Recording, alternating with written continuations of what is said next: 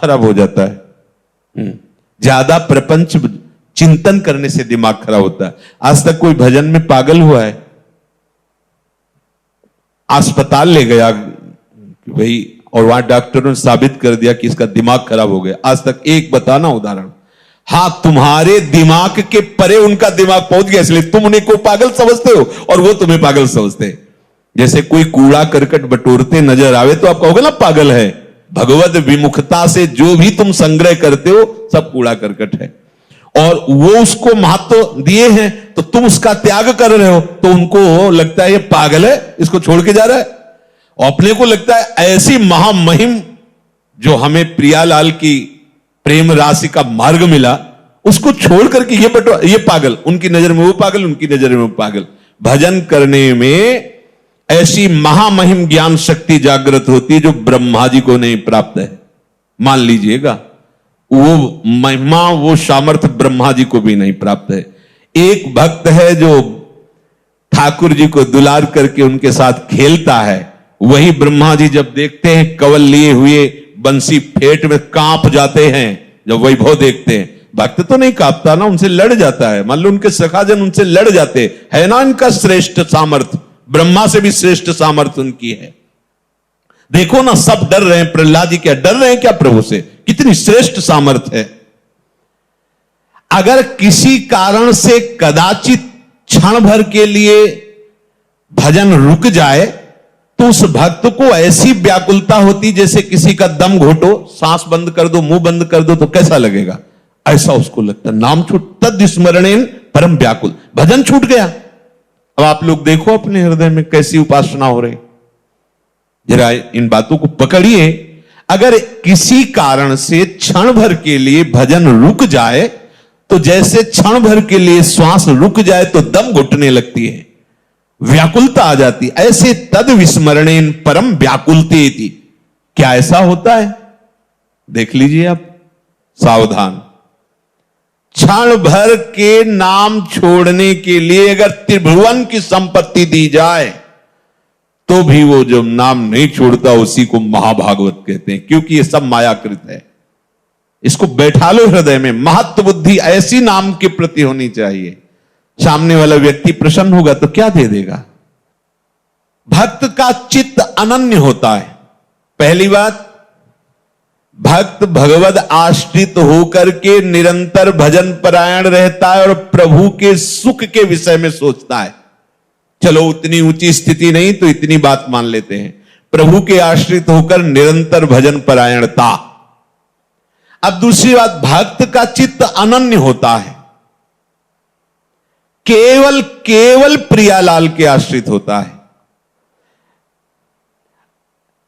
ऐसे उपासक का नित्य निरंतर स्मरण होता है प्रिया प्रीतम का। जो अनन्य भाव से मेरे को स्वीकार कर लेता है तो एक क्षण के लिए भी मैं उसके हृदय को छोड़ता नहीं हूं। समझिए, जब प्रभु मुझे पकड़ लेंगे तब कैसा आनंद होगा। अभी तो हम प्रभु के नाम रूप को पकड़ने की चेष्टा करते हैं, तब इतनी हिम्मत आ गई कि संसार के भोगों को ठुकरा कर, संसार के संबंधों की परवाह न करके आगे बढ़ रहे हो। जब आप अनन्य चित्त हो जाओगे तो यहां कह रहे, जो अनन्य हो गया है तो प्रभु एक क्षण के लिए भी उसके हृदय को नहीं छोड़ते, तो उसके हृदय में अपार आनंद, अखिल आनंद, अनंत आनंद स्फुरित हो जाता है। अब उसे कोई गिरा नहीं सकता। तीसरी बात, वो उपासक सब में अपने प्रभु का निवास स्थान देखता है। सब में प्रभु विराजमान है। समस्त जगत मेरे प्रभु का मूर्तिमान स्वरूप है। कैसा आनंद आता है उस उपासक के हृदय में जो सब में अपने प्रभु को देखता है। नाच उठता है हृदय। ये जब तक राग द्वेष है, लड़ाई झगड़ा है, अपना पराया, अच्छा बुरा, यही तो संसार है, यही तो माया है। जैसे बर्फ में जल ही जल है, दूसरा कुछ नहीं है, ऐसे ये जो सब बने हुए रूप है इनमें प्रभु ही प्रभु है, दूसरा कोई नहीं। ये भक्त की दृढ़ निष्ठा, और इसके बिना अधूरा होता है। जैसे नामदेव जी आदि का, बड़े महापुरुषों का प्रसंग कई बार सुन चुके हैं। उसे कचाई मानी जाती है भक्ति की। देखो कहते निकुंज उपासना में इसकी क्या आवश्यकता है, तो ये क्रूरापि पापिनो न च सताम संभास। ऐसा मत समझो कि ये सिद्धांत निकुंज उपासना में जरूरत नहीं है। बिना इन सिद्धांतों के आगे बढ़ ही नहीं पाएंगे। बोलो, एक उपासक अपने संप्रदाय को श्रेष्ठ मानकर दूसरे शरणागत वैष्णव का अपमान कर रहा है, ये कौन सी रीति है? ये कौन सा भजन हो रहा है? एक आचार्य निष्ठा दिखाने के लिए अपने ही आचार्य के स्वरूप दूसरे संप्रदाय के आचार्य की निंदा कर, ये कौन सा स्वरूप है? अरे जो क्रूर है, पापी हैं, दुष्ट आचरण करने वाले हैं, हमें उनमें भी अपने आराध्य देव को देखना है। फिर औरों की तो बात जाने दो। कोई भी वैष्णव देखते ही चरण धूलि माथे पे रखने की इच्छा हो तब जानना कि तुम्हारे अंदर हरिदासत्व आ रहा है। इस भाव के बिना केवल कहने सुनने की बातें रहती, स्थिति हृदय में नहीं आती। किस भाव? सब में मेरे प्रभु हैं। अब जैसे कोई कह दे कि पापाचरण, तो संसार की सम्मुखता में पापाचरण होते हैं, भगवत शरणागति में पापाचरण होते ही नहीं। पूर्वाभ्यास बस, यदि कोई ऐसी फिसलन हो जाती है तो प्रभु संभालते हैं। उसका संकल्प भोगों के लिए नहीं बनता है, क्योंकि वो प्रभु का शरणागत हो गया है। जैसे अंधकार में ही रस्सी का सांप नजर आएगा, प्रकाश में नहीं। ऐसे संसार की तरफ जब हम मुख किए होते हैं तब ये पापाचरण की वृत्तियां बढ़ती, और जब हम प्रभु के सन्मुख होते हैं तो फिर निहाल हो जाते हैं। संसार पीछे हो गया, अर्थात जितनी भी भोगाकर्षण वृत्तियां पापाचरण कराती थी वो सब पीछे। अब सन्मुख प्रभु हैं, प्रभु की सन्मुखता में पापाचरण नहीं होता है। तो जो हमसे अब हो रहा है वो मेरे प्रभु की प्रेरणा से हो रहा है। ये तीन बातों के बाद तब चौथी बात ये कही गई। तीन बातें ध्यान रखिए, ये केवल बात पकड़ ली और पीछे की तीन नहीं तो झूठे। पहली, प्रभु की शरणागत भाव को स्वीकार कर निरंतर भजन परायण। दूसरी, प्रभु के सिवा कोई अन्य आश्रय नहीं, एक भरोसो, एक बल, एक आस विश्वास, अनन्य चित्त। जब अनन्य चित्त है, अन्य है नहीं, तो पापाचरण कैसे बनेगा? तीसरी, संपूर्ण जगत में अपने भगवान की भावना, अपने आराध्य देव की भावना। अब किससे पाप करेगा? विचार की। ये बात अज्ञानी जन पकड़ लेते हैं, कहीं की बात कहीं का। एक क्रम है हर बात की, एक स्थिति है। बोले प्रभु के बिना पत्ता नहीं हिलता, तो मैं जो पापाचरण, व्यभिचार, नीच काम करता हूं प्रभु कराते हैं। पीछे की बात तो पकड़ी नहीं ना, आगे की बात पकड़ ली। तो प्रभु की ही कृपा से अगर वो हो रहा है तो उनकी ही कृपा से नरक भी बना है, उनकी ही कृपा से दंड विधान होता है, उनकी ही कृपा से भयंकर रोगों की सृष्टि हुई है। आओ इस कृपा का पान करो। ज्यादा चतुराई करोगे तो चतुर शिरोमणि से निकल नहीं पाओगे, वो ऐसे फंसा देंगे। देख लो, ये चौथी बात कही गई है। पहले तीन स्वीकार करो तो चौथी में अपने आप आ जाएगा कि हरि यंत्र की भांति मुझे चला रहे हैं, मेरे द्वारा जो भी भजन साधन हो रहा है प्रिया प्रीतम की कृपा करा रही, मेरे में तो किंचन मात्र सामर्थ्य नहीं है।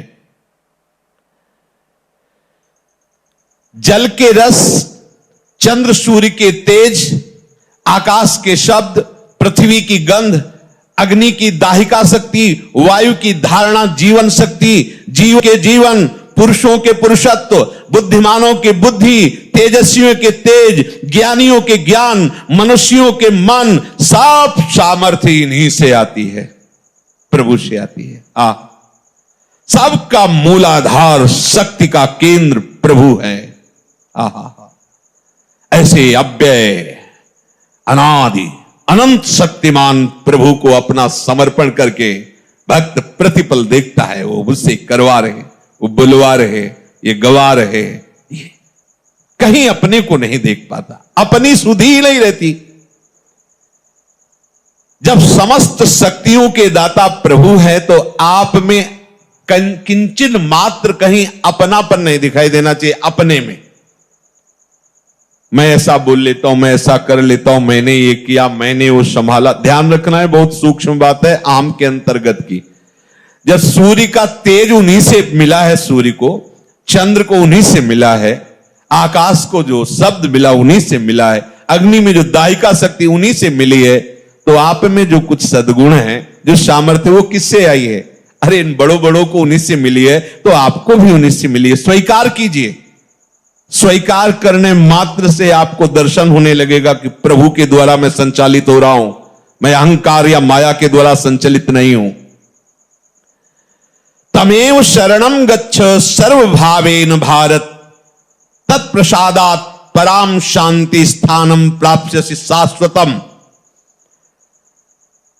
जो बिहारी जी की शरण में हृदय से हो जाता है, सही पूछो कुछ करने की जरूरत नहीं।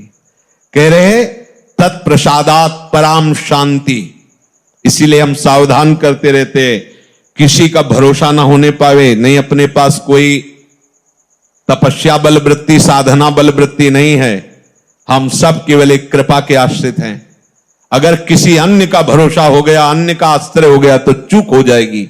हमारा लोक परलोक गति सदगति जो भी है, हमारी गति मति एकमात्र केवल भरोसा प्रियाजू से, बस।